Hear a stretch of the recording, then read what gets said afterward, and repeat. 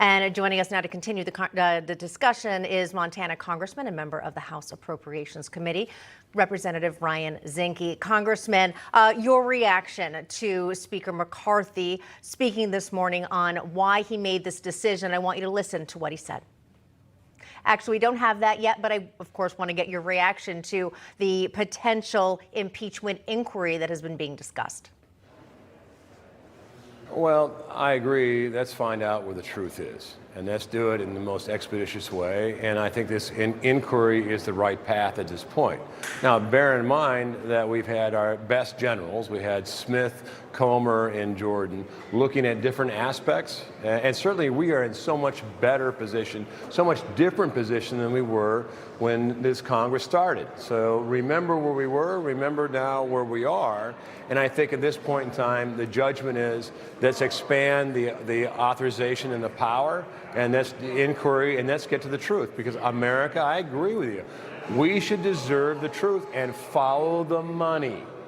Because that's what it's about. It's tit for tat, and that's the definition of bribery and corruption.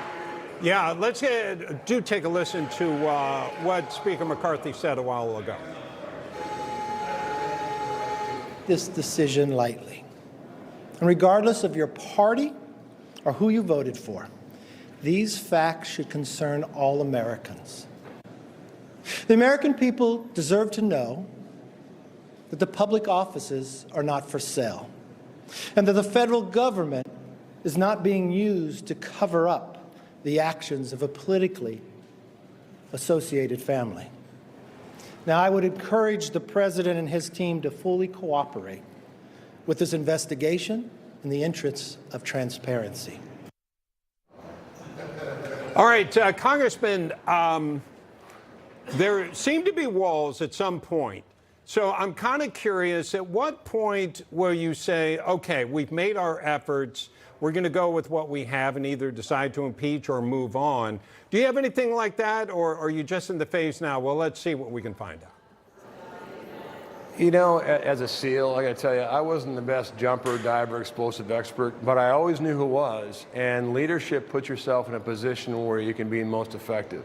And I have faith in Jim Jordan. I have faith in Comer. I have faith in Jason Smith.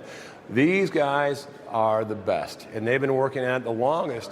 And when they say it's time to impeach, I'll be right with it. Right now, they're saying it's time for an inquiry. That's the next step. And I think all roads are leading to Rome in this one. And I think the truth is going to be found. And I think this helps, us get there quicker so we can make the right decision.